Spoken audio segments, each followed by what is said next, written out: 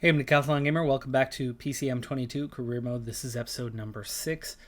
Last time out, we had our not only major success of the year, but we had our team's first victory in earnest, not counting national championships where you're the only ones racing. GP Crunch. That was something we targeted right from the very, very beginning as a major objective for us, 3 stars, and we were following 4 stage win objectives that we knew we were going to fail, and we did. We had failed all 4 of those, and then the same day as GP Garage, 24th of July, we had a 1-star objective on the same day, so we took a B team there, and they barely managed to get a top 20, so failed that one as well. So 5 straight failures. Despite all that, of course, we had the Guam National Championships, the individual time trial and road race, where we had control of all 5 riders participating in that race, therefore got the wins in both of those, and got a surprise in that it was a much larger bonus to our sponsor confidence than expected. That being said, GP Crunch did the same thing. By winning GP Crunch, we have pulled off the unthinkable. We have achieved a 86% status, as in super success. So not only are we going to see an increase to the budget, which was wholly surprising as we were barely trying to keep away from mediocre and dropping down our budget. And, you know, we all kind of figured when you throw in the Guam win, it would probably be enough that we would have an acceptable status. But then we surprised ourselves by getting into the success range, and it was like, oh, we're going to get an increase. Well, we got 86%. We're going to get a super success. Wow, not the 100% max that I love to achieve, but 112,000 per month. So we're going to see an increase of 22K come next season, and we are nowhere near what our budget is right now either. That's a good thing. Let's take a look at what this is going to amount to, because we are, without any races ahead of us, we are heading into that period right now. Okay, so starting with the team, we have 7 returning riders for next season. It's not a great group though. Verdyke and Rick Noble, who just won that race, and Jageris, who's, you know, okay-ish. He was our B team leader. Those 3 are all returning. Vandermeer, who's not progressing at all, he's pretty bad, and a few older riders. Those 7, that amounts to 17.5 thousand out of 112K. So that means we're going to have 94,500 left to spend. That's incredible. But there's a couple things to think about. I don't think we really honestly have 94,000 to spend right now, because finances are more than just your rider salaries, and we really can't afford to go much over that at this point in time.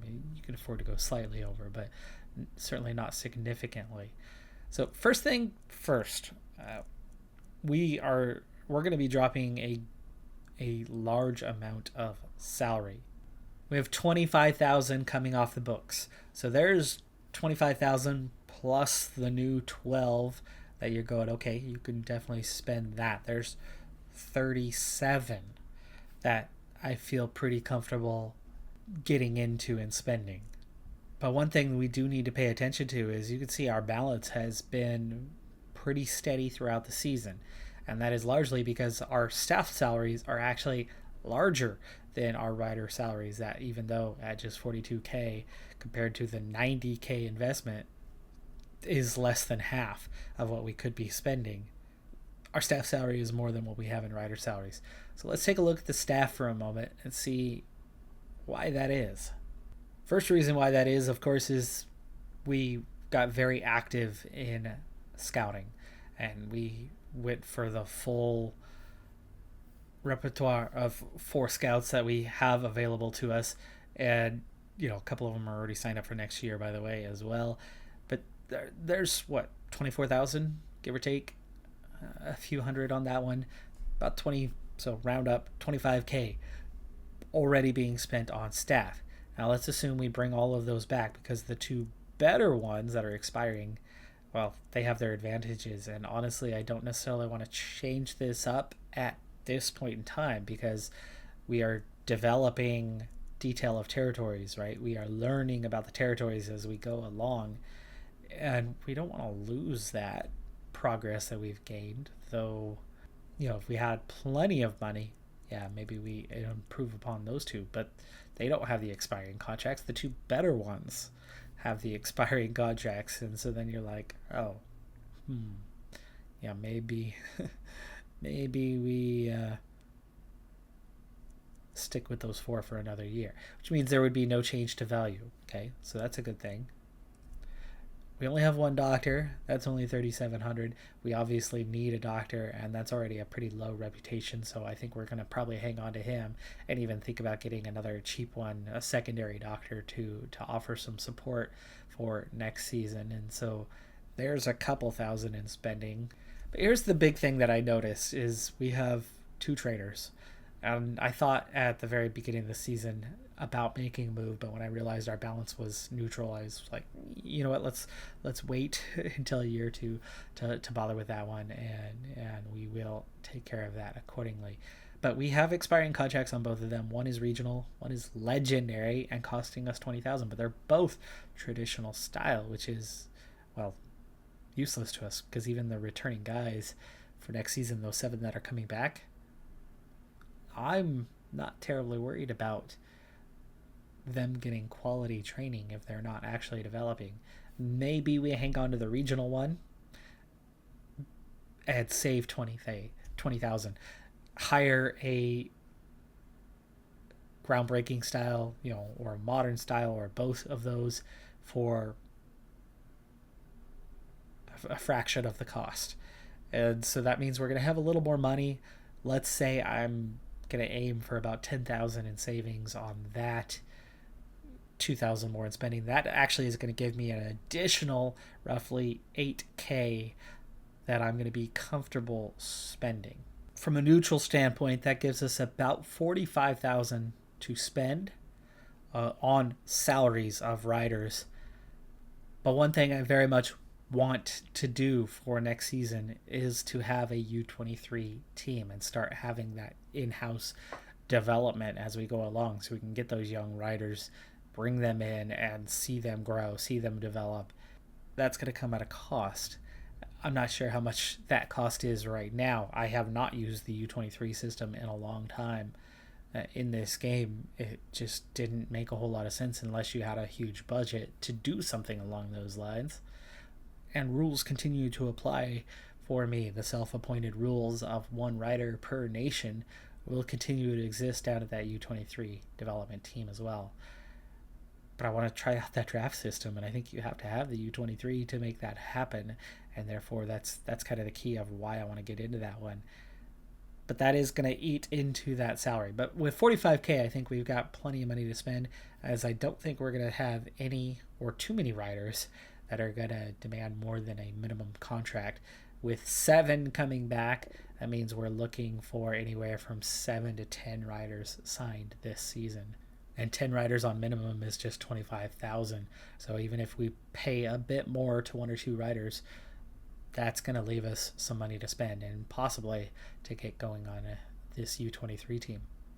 Currently, with an evaluation that brings us in at 144th on the index, we are obviously looking at still being a continental team come next season. But of course, the best 3 riders that we sign will completely change what that evaluation looks like. And you never know, we still could see ourselves potentially in Continental Pro next season, though I highly doubt that is going to happen.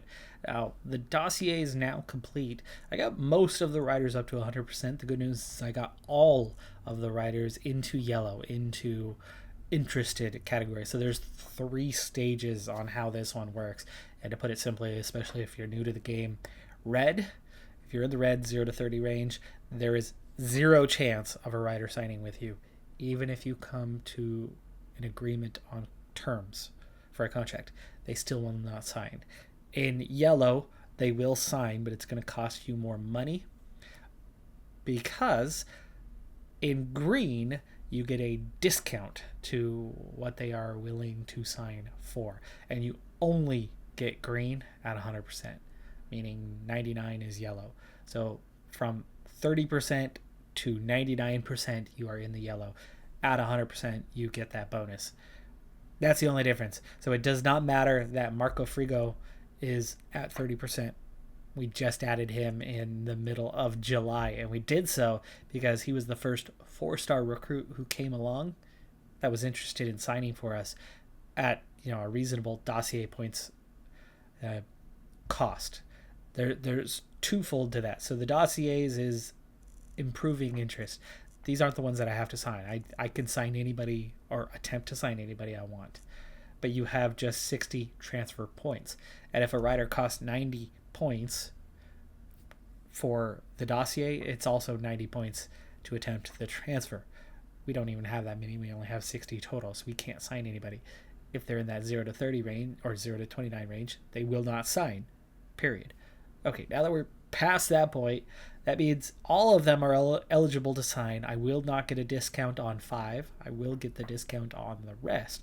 So I have options. From there, though, we need to break it down into, 2 categories. One, I need to remove anybody who would exclude the series objective of giving us more than one rider per nation. So anyone who is Dutch, Guamanian, French, or Belgian, we have 7 returning riders from those 4 nations. Once we get that down and those guys have their contracts expire, we will stick to that 1 rider per nation rule throughout this series. Second thing is I then need to look at my list and figure out who is from the same nation, because it looks like we have 1, 2, 3 Norwegian riders, all at 3 stars. So I'm going to want to compare them to determine which is the one that I would like to sign and who would rather pass on. And I did go and get dossiers on a couple like Belgian guys, so they're not going to be able to be signed. So I've got to keep an eye out for that as we go through. But what I want to kind of start with is the givens. Who only has 1 per nation and isn't from a nation that we are already having somebody, like an Italian. I have no Italian. There's no other Italian on the list. So I'm going to go ahead and start with the best rider who is out there. Now, he doesn't have the greatest potential, but you can see he's very well-rounded, very all-around, bit of a puncher.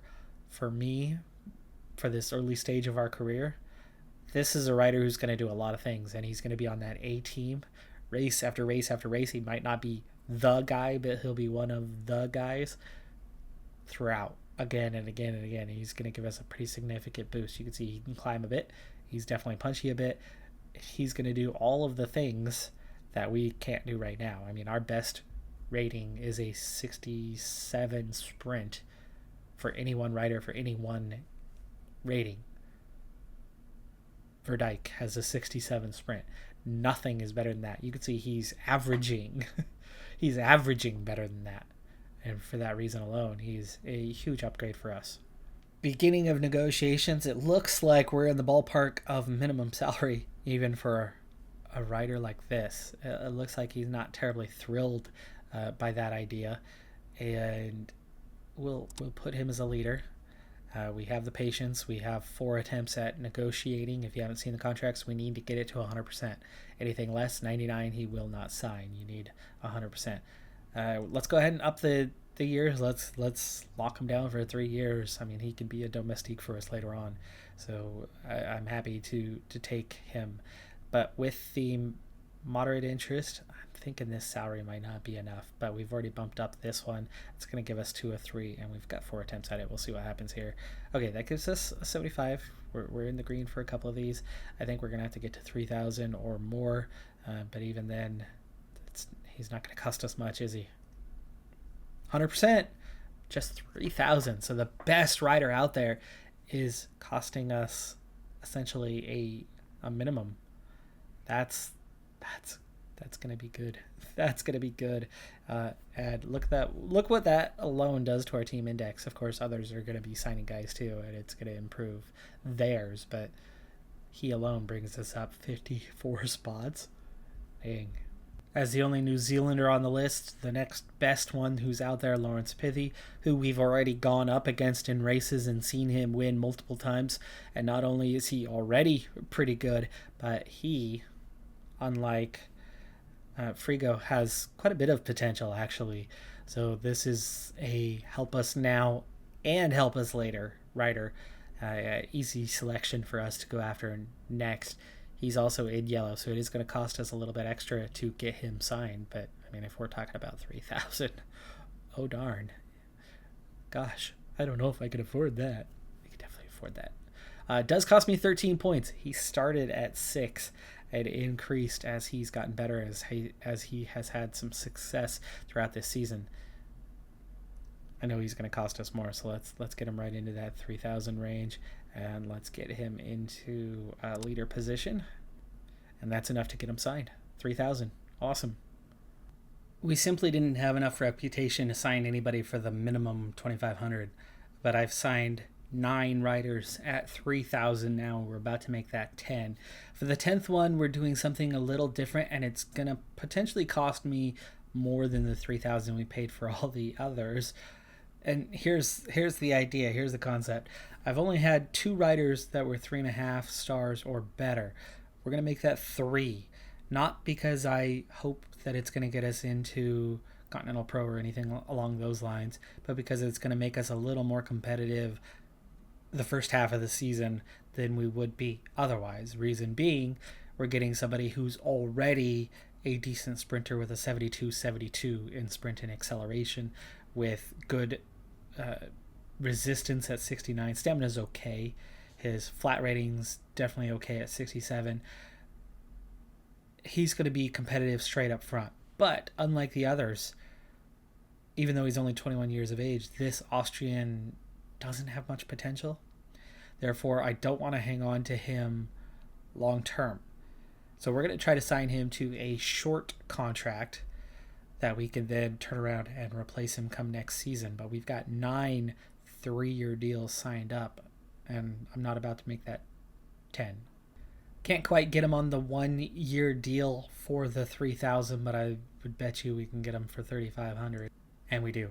So we pay an extra 500, but with a 1-year deal, Steininger is going to help fill in for now while the other guys grow and develop and we get better. He might help us get a couple results here and there, and he's definitely going to help us with that index, though again, I don't think we're going to be strong enough to get into Continental Pro with 1 4-star and 2 3.5-star guys. I don't think we're going to be anywhere near Continental Pro with that type of rating, but we've got our 10. We'll go over what we have here in a moment. And with those 3 top signings, we've raised our index from a 61 to a 71. Now, under the old 50 to 85, which are still there, but now you just get that generic star rating, which is good anyway. I like that it's not overly detailed in that matter. But here is where you do get the overly detailed look. Combination of the top 3 riders, the 4, the 2 3.5s, their average rating is a 71. So that's what we're heading into for next season. We're going to have a lot of guys in the upper 60s as their average, with those few guys just getting into the low 70s. At the moment, that's 26th in the index, which would be enough for Continental Pro. However, there's tons of quality riders out there available, and once they start signing, our ranking is going to plummet. But it's not going to go back down to 144.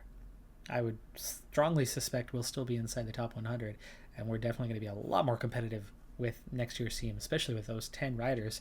We're going to have more than just one squad worth of guys.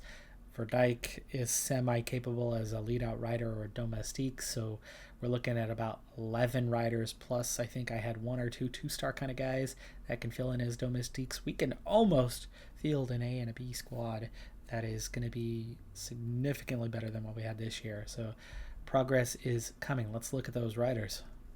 Already 4 confirmed departures because of end of career. Horton, Matienzo, Sola, Aponic. Most of those you haven't even seen this season, as they were all B squad guys with a 0 evaluation. The leftovers, the 7 remaining riders that have 1 or 2 years remaining on their contracts go straight to the bottom. The 10 new ones go straight to the top, 3-star or better in all cases, with the 3 riders that are a little bit stronger than that. So Marco Frigo, we already looked at. He's not a ton of potential, but he's a good all-around high set of attributes that's going to help the team immediately. Steininger's same sort of thing with that strong sprint. So those guys are for now. The other 8 are going to be for the future. Pithy, already a strong sprinter and a bit of a puncher. Coop, puncher, and will ultimately translate into a stage racer down the road, potentially. Hagen's a strong all-arounder with a lot of abilities in the climbing department. Anderson, sprinter primarily, but also a puncher and classics rider. One of the things that I've done with a lot of these guys is we found something where they're not just strong in a single discipline, but they're going to be strong in 2 or 3 disciplines. And that gave them the edge over somebody who was equally strong in one category where they can do it in 3. Why not have the diversity in your riders, right? Bogley, puncher first and foremost, but a stage racer long term. Ponemar's going to have a strong all-around ability. Mickles, sprint and classics. Culverwell, strong climber, though he's not starting out with that one right now. Which means I think next year's team, at least at continental level, is going to be fairly capable climbing, punching, and sprinting. The classics is going to take some development, I think, before they actually get into a level where they're good there. Same with the time trialing. But it's a pretty strong first group that we have coming in. Later on, though, we're going to get even better riders coming through the system. And I think these 10 are largely going to be put to shame outside of a few guys that really, really have the high potential within this group. One more thing, despite the age and the lack of overall quality within our group, we did still see some leveling up. We did still see some guys in their 20s that grew over the course of this season. Season's not quite done yet, but essentially it is. We're pretty much ready to move on with everything locked in for next season at this point. But one thing I did notice is we went from a quarter star at the beginning of this series up to a little over half star, not quite 3/4. I'd say you've got about 2/3 of a star there. So we actually did make some progress this season. Verdijk leveled up, not that it made him much better, but Noble also leveled up. Duguerres also leveled up, and then with Luis as the other one alongside Noble and Verdijk on the current average of 3, that was enough to boost us. So, hey, we actually did get better. But you can see just how much better we're going to be next season. Same number of riders, and we're going from where we started with a quarter star to 2.5 almost. A couple quick announcements for you. First off, the August-September bug that has been mentioned in the comments has plagued this series. I got it started a little too early before they had that addressed. But here's the thing. I've looked into it and found out that it is something that is fixable via Cyanide Studios. They've had that save file for about 4 days, but 2 of those days being weekend. I'm waiting for them to get that one back to me, hopefully here in the next day or 2, so we can get that resolved and continue on.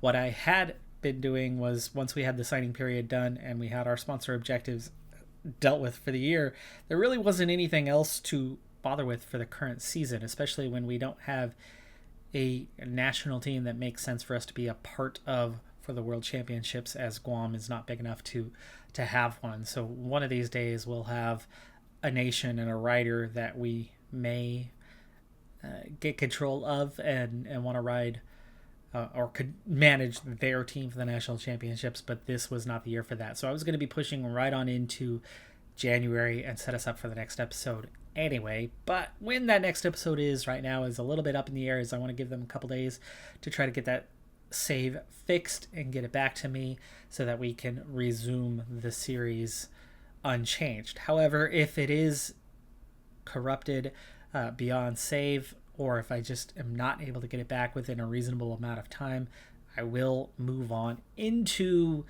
essentially getting the riders that we signed anyway and just kind of doing a reset with an adjustment to the squad.